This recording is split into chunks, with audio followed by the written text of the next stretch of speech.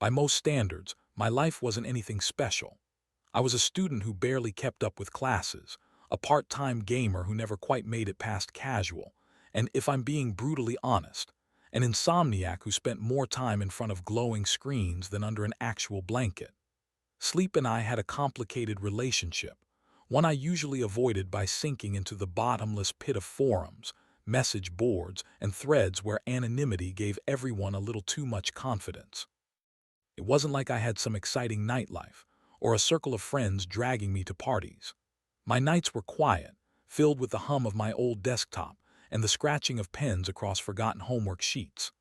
The closest thing I had to a social life was a Discord server full of people who, like me, got a thrill out of hunting urban legends in code. Creepy internet mysteries, whispered rumors about haunted ROM hacks, speculation about banned games that vanished before launch. We lived for it. I'd always been fascinated by the digital shadows. Maybe it was because everything in real life felt ordinary. My days were lectures, stale cafeteria coffee, and scrolling through my phone between assignments. But online there were stories, tales of VHS tapes that melted after one viewing, links that disappeared if you refreshed the page, threads about people who found something hidden in a corrupted zip file and were never heard from again. I never believed most of it, but that didn't matter. The stories were addictive, like scratching an itch you didn't know you had, and deep down, I think I wanted one of them to be true. That's why I was still awake at 3:17 a.m. when my friend Alex pinged me. "Alex, what the hell are you doing up again?" "Me, what else? Hunting ghosts in the code." "Alex, you're gonna fry your brain one of these nights.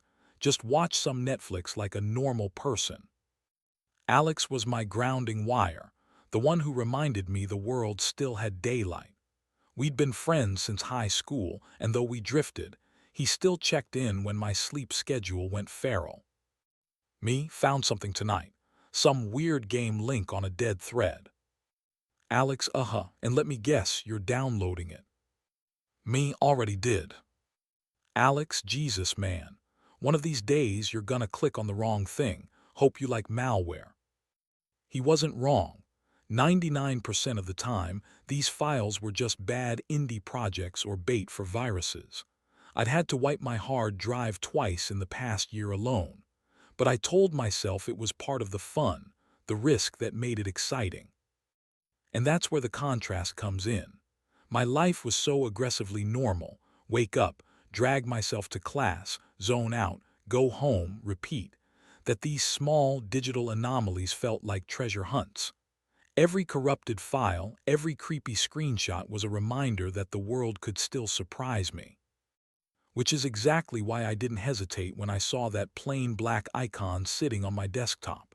No title, no label, just there. To anyone else, it would have looked like nothing, just another sketchy download from a sketchier source. To me, it was a possibility, a maybe, a chance that one of those legends we obsessed over might finally bleed into reality. I should have listened to Alex. I should have deleted it, laughed it off, and gone to bed like any sane person. Because at the end of the day, that's all it should have been. Just another bad indie game, buggy and half-baked. A forgotten project dumped on the internet for suckers like me to find. But it was. When I finally double-clicked the icon, I half expected nothing to happen. Maybe it would crash, maybe it would spit out an error code and I'd roll my eyes before dragging it into the recycling bin. Instead, my screen went black, like the power had cut out, except the faint whir of my PC fans told me it was still alive. Then a sound. A low, distorted hum that reminded me of a PlayStation 1 boot screen if someone had recorded it through a dying cassette deck. It wavered between pitches, bending in and out of tune, until it started to feel less like background noise and more like breathing. The screen flickered. For a second I thought I saw my desktop wallpaper underneath the blackness, but it was warped, stretched out of proportion, like melted film. Then white text crawled across the void. "Loading, please wait." Except please was misspelled, please. I almost laughed. Okay, edgy creepypasta developer, I get it, I muttered to myself, leaning back in my chair. It was classic horror indie nonsense. Glitches, distorted sounds, misspellings. Someone trying way too hard to be scary. But I didn't close it. The loading screen dragged on far too long minutes, not seconds. Long enough for me to shift uncomfortably, tapping my fingers against the desk, debating whether it had locked up completely. And just when I was ready to kill the task manager, the blackness cracked open like shattered glass, and the title screen emerged. If you could even call it that.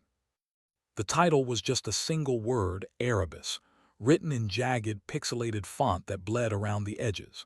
The background was nothing but shifting static, like a TV tuned to a dead channel. And the music, or what was supposed to be music, was a mangled mix of tones that kept cutting in and out, sometimes sounding like reversed piano notes, sometimes like radio static punctuated with whispers. I stared at it, oddly fascinated. No menu options, no settings, just two words at the bottom of the screen. Play game. I hit enter. The screen dipped to black again and then credits rolled, except these weren't normal credits. The names flashed too fast to read, disappearing before I could process them. When I managed to catch glimpses, they didn't make sense. Some were just strings of numbers. Others were written in different alphabets like Cyrillic or Kanji. A few weren't names at all but phrases, not supposed to be here. Stop watching. Go back. And then there was one that froze me. My full name. Clear as day, in the same jagged font, sandwiched between nonsense lines of text. I blinked hard, leaning closer, but it vanished before I could confirm what I saw. I told myself it was a coincidence, a trick of the eye. Maybe it had been close to my name but not exact. Maybe my brain had filled in the blanks. The credits ended abruptly, cutting to the first level. It looked like a fan-made mod of some forgotten PS1 era platformer. The textures were muddy, the character model was blocky, and the colors were all wrong, too saturated in some places, washed out in others. The protagonist was a featureless humanoid with no face, just a stretched, skin-colored head and limbs that jerked unnaturally when it moved. I tested the controls. Arrow keys to walk, spacebar to jump. The animations lagged a fraction of a second behind, like the game was struggling to keep up with me. At first it was laughable, just some half-baked project. Probably uploaded by a wannabe developer with a flair for dramatics. I kept up the commentary in my head. Wow, groundbreaking gameplay. Move left, move right, jump. Somebody give this guy a game award. But the longer I played, the less funny it felt. Because the level design was wrong. The environment wasn't random. It wasn't some generic forest or cave. It looked like my street. Crude, blocky, and warped, sure, but unmistakable. The row of houses, the cracked sidewalk, even the flickering streetlight in front of my building. It was all there, recreated in jagged pixels. I felt my chest tighten. There was no way this was intentional. No one would bother building my neighborhood into a game, unless it wasn't coincidence at all. I paused the game, but there was no pause menu. Just the static hiss of the soundtrack growing louder, like it was irritated that I'd stopped. I told myself I was imagining things, that this was just another ARG trick, some clever developer pulling info from IP addresses or geotags.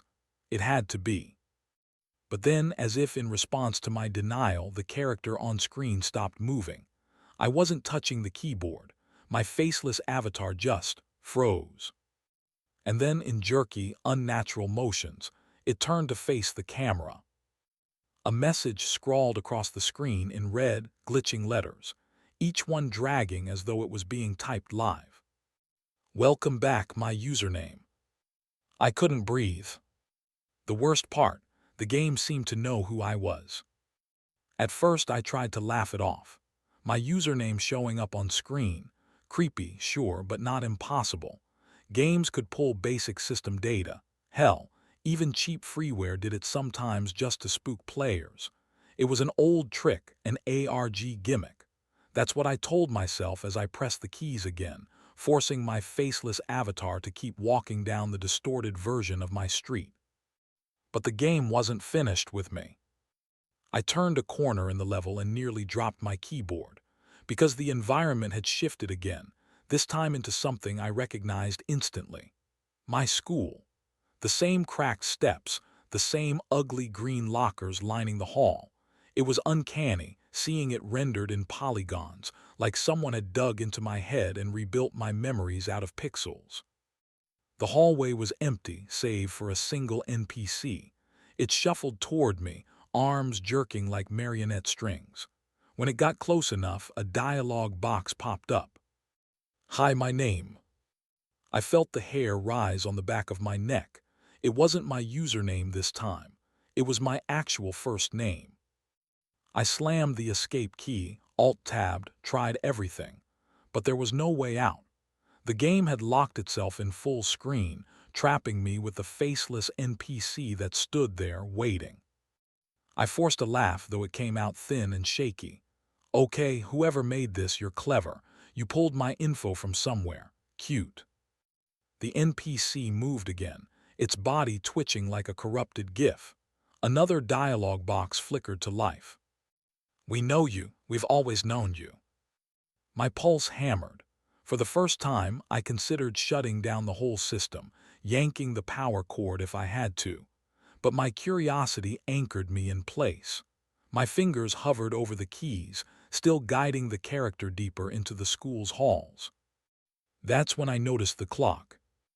In the corner of the screen, barely visible in pixelated red, was a digital timer. At first I thought it was in-game time, maybe tracking how long I'd been playing. But when I glanced down at the actual clock on my taskbar, my stomach dropped. The times matched exactly. Every second in the game ticked forward in sync with the real world. And it wasn't just the time. The date was right too. I swallowed hard. This wasn't a coincidence. It wasn't just some script pulling random system data. It was like the game was watching the clock with me.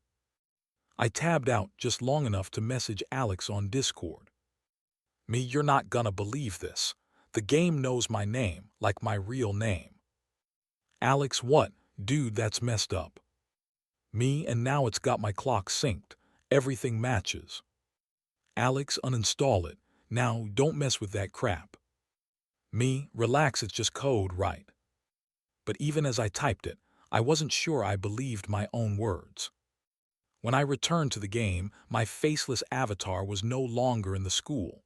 The scenery had shifted again, more abrupt this time. Now I was in a bedroom. Not just a bedroom. My bedroom. The same faded blue wallpaper peeling at the edges. The same desk pushed against the wall with its uneven leg. Even the pile of laundry I'd left at the foot of the bed was there, clumsily rendered in polygons. I froze, staring at the screen and then back at my real room, the parallels too exact to ignore. And then the avatar moved. Not because I pressed any keys. No, this time it moved on its own. It walked toward the bed and stopped, staring at the lump of clothes. A new dialogue box appeared. "Clean up, my name." I jerked back from the keyboard, my chair scraping against the floor. For a second, I swear the sound came from both the game and my room at the same time. I messaged Alex again, fingers shaking. "Me, it's copying my room, everything in it, even the laundry." "Alex, stop playing. This is how those horror stories start." "Me, yeah, well, maybe those stories came from this." I tried to rationalize it. Some crazy modder could have scraped my social media for photos. Maybe they'd stitched them into the game somehow. But that didn't explain the accuracy, the tiny details no photo could have captured. The uneven leg on my desk. The cracked light switch. That's when the humming sound began again. Low, distorted, like the PS1 boot tone, but it grew louder the longer I stayed still. The screen began flickering, and text bled across it in thick red strokes. "Play or pay." I swallowed hard, pressing the keys again, guiding the avatar forward. The sound stopped instantly. I laughed nervously, though it came out dry. At first it was funny, then it was. Because this wasn't just a game anymore. It was a mirror, a threat. When I finally managed to quit to desktop, Alt F4, mashing the escape key until the screen gave out, I thought I'd won. The icon was still there, sitting on my desktop like nothing had happened. But now there was something else too, a new folder I hadn't created. It was labeled with today's date. And when I opened it, I found corrupted files, dozens of them, each one named after me. The game itself was bad enough. But the files were worse. Every time I played, even for a few minutes, new folders would appear on my desktop. At first, I thought it was just leftover cache data or maybe some poorly coded save system. The kind of thing you'd expect from an amateur indie dev who thought glitchy was a substitute for scary. Except these weren't normal save files. The first folder was dated with the exact day I'd installed the game. Inside were text documents, long, rambling diary entries. And here's the kicker. They weren't my diary entries, but they were written in my voice, like some AI had stitched together scraps of my thoughts. One file read, "I can't stand how quiet the house gets after midnight.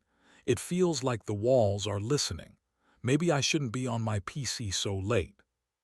Funny thing, I'd thought almost that exact sentence earlier that week, but never written it down.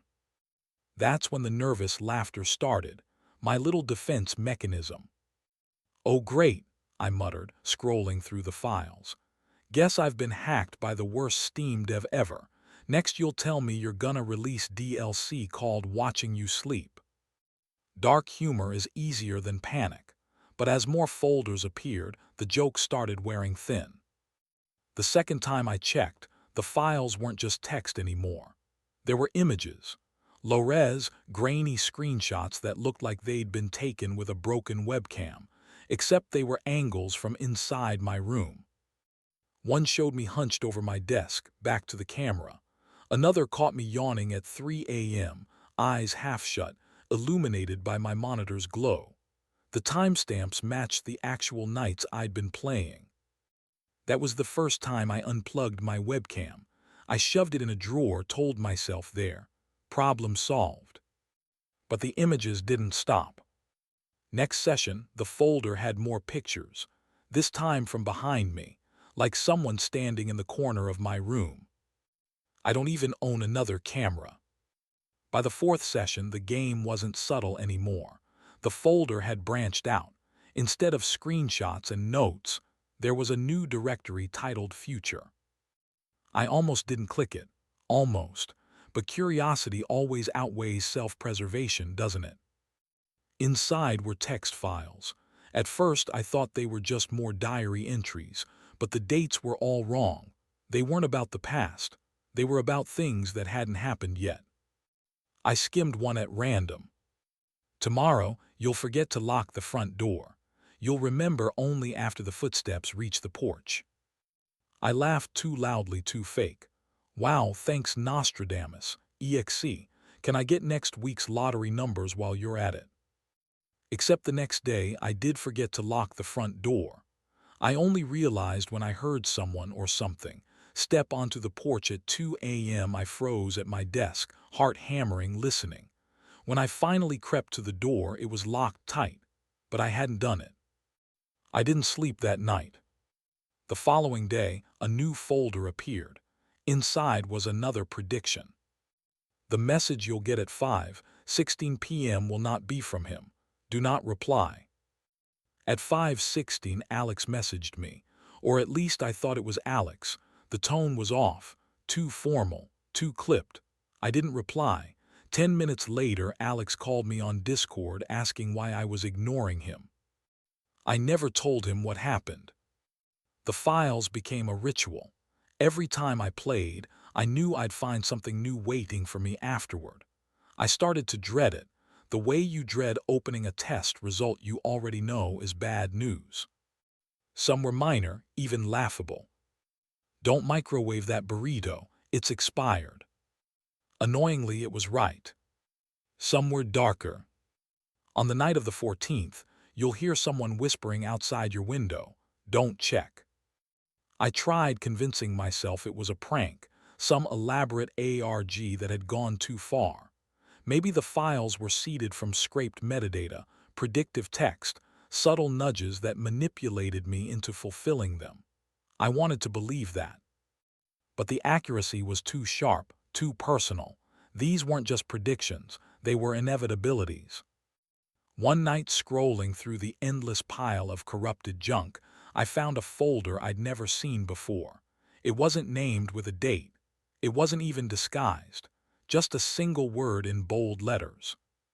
Don't. Of course, I opened it. Inside was only one file, a plain text document with my full name on it. When I clicked it open, I felt the bottom drop out of my stomach. It wasn't predictions. It wasn't diary entries. It was a script. My script. The file detailed this exact moment. Me, sitting at my desk, opening a file labeled "Don't." The words on screen described my reaction in real time, down to the twitch of my fingers on the mouse. As I read each line, the next sentence would generate itself. And then I reached the end. The one file I never should have opened is the reason I can't sleep anymore. I slammed the laptop shut, shoved it under a pile of clothes like that would stop it. But the words stuck in my head, looping endlessly, because I knew it wasn't over. That file wasn't the final word. It was just the setup. And somewhere, buried deeper in the code of that impossible game, I knew there was more waiting. Not predictions, not diary entries. The final level. I told myself I'd play one last time, just once more, then I'd delete it. That's what we always tell ourselves, isn't it? One more episode, one more scroll, one more click. Addiction dressed up as closure. I launched the game at 11:59 p.m. like I wanted it to bleed over into midnight, into the void between days, the place where things slip through. The screen flickered, and for the first time there was no menu. No start button, no glitchy background music, just a perfect replica of my room. Pixelated, sure, low-res textures but unmistakable, the desk, the chair, the pile of clothes I'd stuffed my laptop under the night before. And me, a crude avatar of myself, sitting at the desk in front of the monitor. I moved the mouse. On screen, my avatar's hand twitched the same way. I leaned forward, so did it. It wasn't a game anymore. For the first few minutes I tested it, stood up, sat down, waved my arms. Every movement mirrored in lagged, stuttering pixels. I kept telling myself, okay, remote access software, just some creep screen sharing, not magic, not impossible. And then the NPC appeared. It wasn't an enemy. It wasn't a boss. Just a figure in the doorway, blurry, faceless, standing perfectly still. Text appeared at the bottom of the screen. NPC, don't turn around. I froze. Not in the game, in real life. I couldn't, my muscles locked. My breathing got shallow. The silence in my room stretched like it was mocking me. Finally, I forced a laugh. Cute, real cute. Edgy Creepypasta dev strikes again. But in the corner of the screen, the NPC's head tilted, like it had heard me. NPC, we're watching this together. Something in those words made me look up from the monitor, just for a second, like checking my reflection in the glass. And that's when I realized something was wrong. Not with the game, with you. Yeah, you. The one listening, watching. Because when that line appeared on the screen, the camera in the game shifted. The angle wasn't from my point of view anymore. It was from yours. Like the game knew there was an audience, like it had written you into its code too. I wanted to stop right then, slam the laptop shut again, bury it, run, but my avatar wasn't waiting. It stood on its own. Moved toward the doorway where the faceless NPC lingered, and I swear, I didn't touch a single key. The room on screen stretched, warped, became a hallway I didn't recognize. The NPC walked ahead, leaving faint glitch trails behind, beckoning me. Every step echoed in my headphones like real footsteps on my floorboards.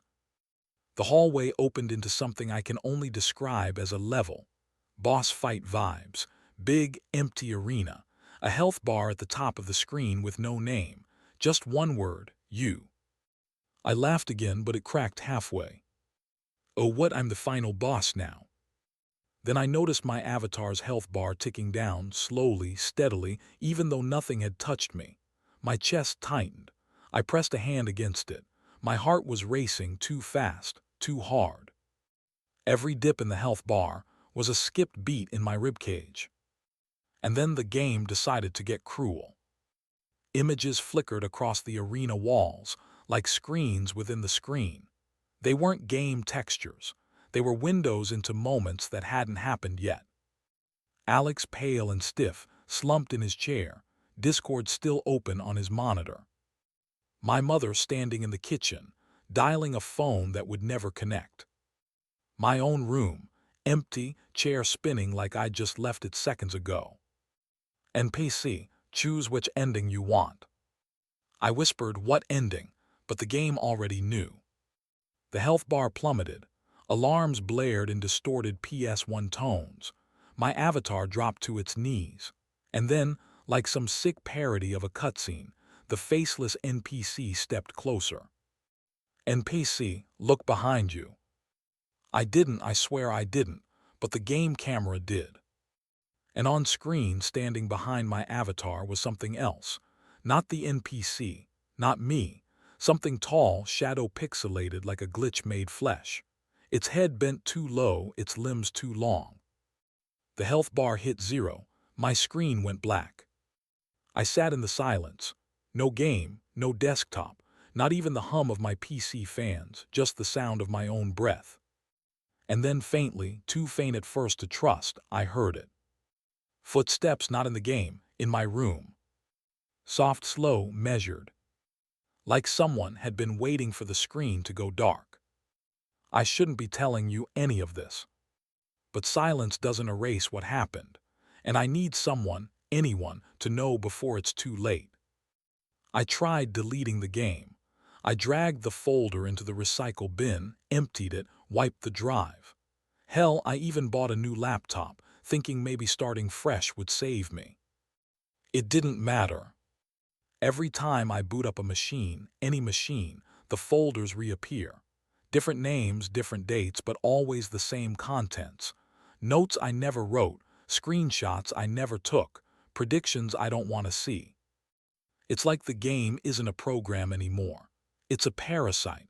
It crawled past the hardware, burrowed into me. I reached out to Alex again, told him everything. The screenshots, the health bar, the files that knew my future. He didn't believe me at first. But when I sent him one of the folders just to prove it, he went quiet. All he typed back was, "This isn't your game anymore, it's ours." Then he disappeared. His Discord went offline, his phone straight to voicemail. The next day, a new folder appeared on my desktop labeled Alex. Inside, corrupted files. Text I couldn't read, images I couldn't recognize, just static and warped faces. Except one frame, half-loaded, that looked like him slumped over in front of his monitor. I haven't heard from him since. And here's the worst part. The files don't stop updating. Even as I type this, my system pings every few minutes. A new text file appears in the Aftermath folder, lines describing what I'm writing right now. Sometimes the files finish the sentence before I do. Sometimes they write what I haven't decided to say yet. Like they're one step ahead of me. You can probably hear it in my tone. I'm not just scared anymore. I'm tired. This game doesn't end. You don't win it, you don't quit. You just carry it until it eats enough of you to move on. And the more I dig, the more I realize it's not new. On forums about lost media and urban legends, there are whispers about games like this. Hidden prototypes, government experiments with subliminal code, cursed ARGs meant to blur the line between player and puppet. Nobody has proof, but the stories line up. Files that multiply, friends who vanish, players who try to share their story only for the threads to get deleted within hours. Which means I'm probably next. If this post disappears, you'll know it found me too. I can already hear the cynics. It's just a creepypasta, bro. It's just a story. Believe that if you want. I used to laugh at these warnings too. But ask yourself, why does your computer sometimes freeze like it's hiding something? Why do you occasionally hear the fan kick in when nothing's running? Why do you get the sense, late at night, that something's watching through your own reflection in the monitor? Maybe you've already seen a file you don't remember downloading, a strange folder with a date that hasn't happened yet, a text file you didn't write. If you have, don't open it. And if you haven't, good, stay away. Because the game doesn't need you to play it, it just needs you to notice it. Once you do, it's already too late. So if this is the last thing I ever post, if the files finally overwrite me completely, remember this. I downloaded a game that shouldn't exist. Now it's playing me. And the next time you see a file you don't remember, a link on a forum you shouldn't click, a folder labeled in bold letters, don't open it. I thought telling this story would bring me some kind of closure, that maybe putting it out there, warning people, would loosen its grip on me. But tonight, something new appeared. When I logged back in, there wasn't a folder with my name on it. Not Alex's, not even the usual corrupted junk. This one had your name. Yeah, yours. I don't know how, I don't know why, but somehow the game knew this story wouldn't just stop with me. It knew someone else would be listening, reading, watching. I opened the folder, stupid, I know, and inside was a single file labeled today. I didn't dare click it. I'm not that reckless anymore.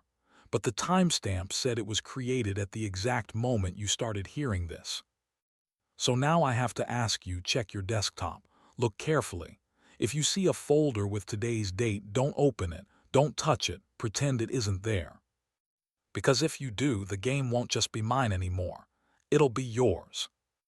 And I can't be the only one carrying this thing.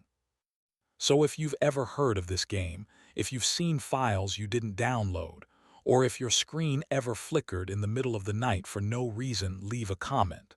Tell me. Prove I'm not the only one. Because if I am, then you're next.